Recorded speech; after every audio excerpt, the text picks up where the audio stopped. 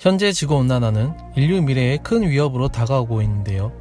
2022년 여름, 우리나라 남부지방에 가뭄이 발생한 반면 중부지방은 100년 만에 큰 홍수로 많은 피해가 발생했습니다.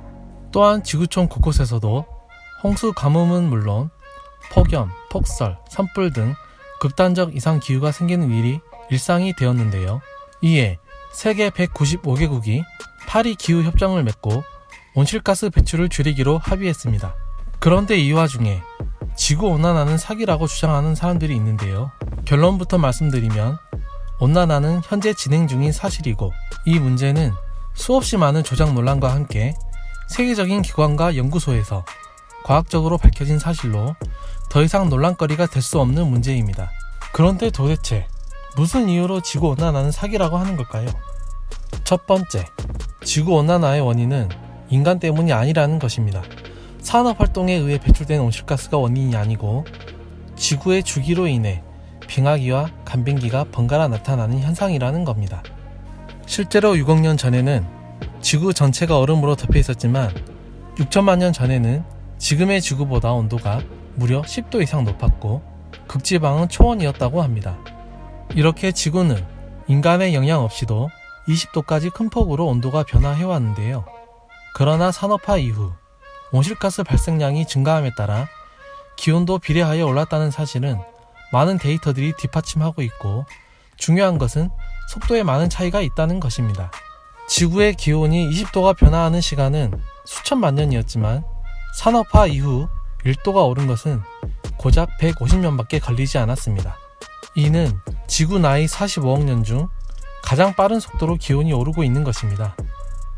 거기에 IPCC 6차 보고서에 따르면 앞으로 5년 내 산업화 이전에 비해 기온이 1.5도 이상 오를 확률이 50%에 육박한다고 경고했습니다.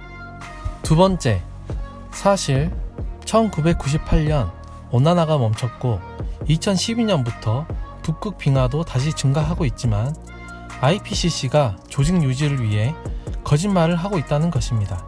그러나 앞에서도 설명했듯이 지구온난화는 수많은 조작 논란을 거쳐 진실로 판명된 사실이고, 북극의 해빙 면적은 1980년 754만 킬로제곱미터에서 2020년 382만 킬로제곱미터로 거의 50%가 감소했습니다. 극지방의 빙하는 태양빛을 반사하여 지구 온도 조절에 중요한 역할을 하지만 면적이 적어짐에 따라 태양 광선을 반사하지 못하고 온난화는 더욱더 가속화되고 있는 중입니다. 그리고 얼어있던 영구 동토층이 녹으면 땅속 깊이 매장되어 있던 1조 6천억 톤의 이산화탄소가 나오게 되는데, 이는 대기 중 이산화탄소 8천억 톤의 2배에 달하는 양이라고 합니다. 또한 메탄도 같이 발생을 하게 되는데, 메탄은 이산화탄소에 비해 온실 효과가 30배 더 높다고 알려져 있어 온난화에 더욱더 치명적입니다. 그리고 오랫동안 잠들어 있던 미지의 미생물이 깨어나게 되면 인간과 생태계에 어떤 영향을 미칠지 또한 아무도 알 수 없습니다. 실제로 2016년 러시아 시베리아 지역에 이상 고온 현상으로 영구 동토층이 녹아 탄저병이 발생하였는데요. 당시 20여 명이 감염되어 사망자가 발생하고 술록 2,300여 마리가 떼죽음을 당했다고 합니다. 세 번째, 선진국들이 개발도상국들의 발전을 막기 위해 탄소 절감을 요구한다는 것인데요.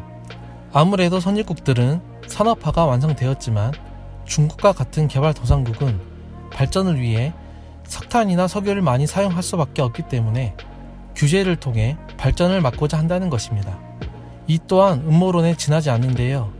그 이유는 우리나라를 비롯해 미국이나 선진국들이 온실가스 감축에 대한 계획서를 발표했지만 제대로 지켜지지 않을 뿐더러 파리 기후협약은 협약일 뿐 강제사항은 아니기 때문에 실효성에 의문이 들 뿐입니다. 그럼 온난화를 막을 수 있는 방법은 없을까요? 크게 세 가지만 말씀드리면, 첫 번째, 재생에너지 사용입니다. 화석연료 대신 태양열, 풍력, 지열, 바이오 디젤 등으로 대체하는 것입니다. 두 번째, 탄소 포집 활용 기술입니다. 산업시설에서 배출되는 온실가스를 포집하여 바닷속에 저장하거나 건축자재, 비료 등으로 재활용하는 방법입니다. 세 번째, 에너지 효율의 증가입니다. 자동차의 연비 향상이나 하이브리드차와 전기차를 늘리고 건물의 단열 처리를 신경 써 에너지 효율을 높이는 것입니다.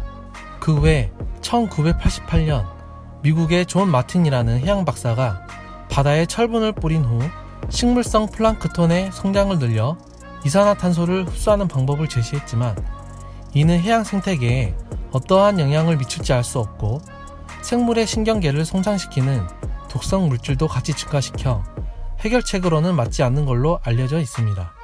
이렇게 지금까지 온난화 음모론에 대해 알아봤는데요. 앞으로 우리에게 시간이 얼마 남지 않았다는 걸 느끼셨을 겁니다.